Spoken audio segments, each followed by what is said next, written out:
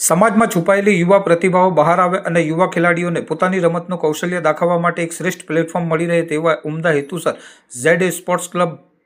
દ્વારા ભાદી cricket ground ખાતે અંડર-23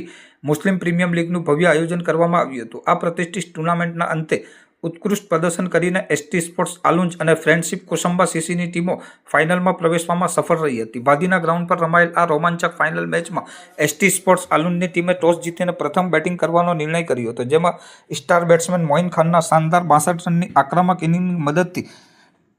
વિરોધી ટીમ સમક્ષ જીતવા માટે 181 રનનો મજબૂત ટાર્ગેટ મૂકવામાં આવ્યો હતો। 181 રનના લક્ષ્યાંકનો પીછો કરવા ઉતરેલી કોસંબા સીસીની ટીમ આલુંજની ધારદાર બોલિંગ સામે નિર્ધારિત ઓવરમાં માત્ર 176 રન જ બનાવી શકી હતી। છેલ્લી ઓવર સુધી ચાલેલી ભારે રસાકસી અને ઉત્તેજનાપૂર્ણ માહોલના અંતે એસટી સ્પોર્ટ્સ આલુંજની ટીમે શાનદાર વિજય મેળવીને મુસ્લિમ પ્રીમિયમ લીગની પ્રથમ ટ્રોફી જીતી પ્રથમ ચેમ્પિયન બનવાનું ગૌરવ પ્રાપ્ત કર્યું હતું। ટુર્નામેન્ટના ભવ્ય સમાપન પ્રસંગે વિજેતા તેમજ ઉપવિજેતા ટીમના ખેલાડીઓનો ઉત્સાહ વધારવા માટે અનેક અગ્રણી અને આમંત્રિત મહેમાનો ખાસ ઉપસ્થિત રહ્યા હતા, જેમાં શફકત ભૈયાત, ફરીદ દુધાત, સોહેલ જંગાડા, ઇમરાન માકરોટ, સફવાન મૈડા, ફહીમ પટેલ અને જુનેદ વાડિયા સહિતના મહાનુભાવોનો સમાવેશ થાય છે। આ તમામ આમંત્રિત મહેમાનોના હસ્તે ફાઇનલ મેચની વિજેતા ચેમ્પિયન ટીમને અને